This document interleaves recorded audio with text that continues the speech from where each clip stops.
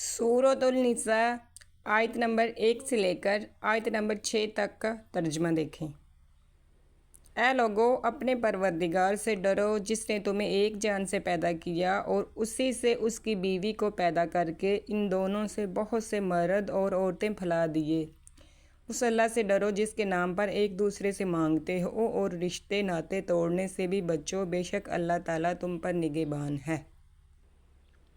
اور یتیموں کو ان کے مال دے دو اور پاک اور حلال چیز کے بدلے ناپاک اور حرام چیز نہ لو، اور اپنے مالوں کے ساتھ ان کے مال ملا کر کھا نہ جاؤ، بے شک یہ بہت بڑا گناہ ہے۔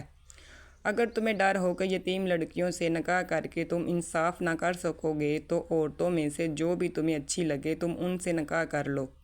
2 3 4 سے، لیکن اگر تمہیں برابری نہ کر سکنے کا خوف ہو تو ایک ہی کافی ہے،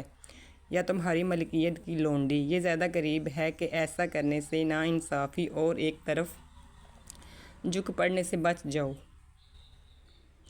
اور عورتوں کو ان کے مہر راضی خوشی دے دو، ہاں اگر وہ خود اپنی خوشی سے مہر چھوڑ دیں تو اسے شوق سے خوش ہو کر کھا لو۔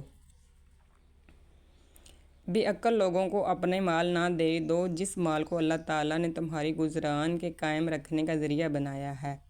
ہاں انہیں اس مال سے کھلاؤ پلاؤ پہناؤ اڑاؤ اور انہیں معقولیت سے نرم بات کہو، اور یتیموں کو ان کے بالغ ہو جانے تک صدارتے اور آزماتے رہو، پھر اگر ان میں ہوشیاری اور حسن تدبیر پا لو تو ان کے مال سونپ دو، اور ان کے بڑے ہو جانے کے ڈر سے ان کے مالوں کو جلدی جلدی فضول خرچیوں میں تباہ نہ کر دو۔